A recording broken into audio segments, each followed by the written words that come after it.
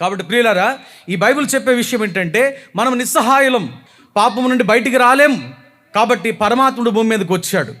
కాబట్టి ఆయన దగ్గరికి వచ్చి, ప్రభువా యేసు, నీవు నరావతారం ఎత్తి పాపుల కొరకు సిలువలో మరణించావట.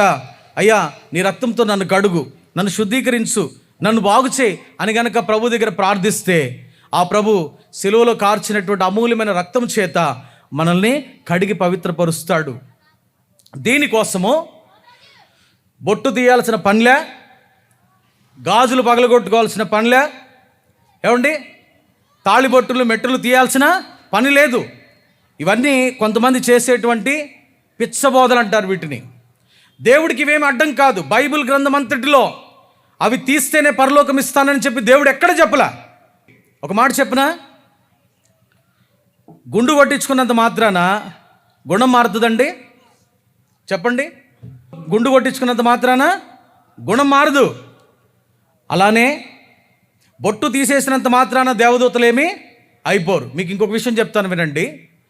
వేప చెట్టుకి పాలు పోసి పెంచినా దాని గుణం పోతుందా? పోదు. మొలకు కాకరకాయ కట్టుకొని ప్రపంచంలోని సప్త సముద్రాలన్నీ మునిగి వచ్చినా దానికున్న చేదు, దాని గుణం పోతుందండి? పోదు. ఎందుకంటే ఎలక తోలు తెచ్చి ఏడాది ఉతికిన నలుపు నలుపే కానీ తెలుపు రాదన్నాడు వేమన. అవునా కదండి? కాబట్టి తెలుపు రాదు. బైబిల్ చెప్తున్న ఇంకో ప్రశ్న ఏంటంటే, కూషు దేశస్థుడు తన చర్మపు రంగును మార్చుకొనగలడా? చిరుతపులి తన మచ్చలను మార్చుకొనగలదా?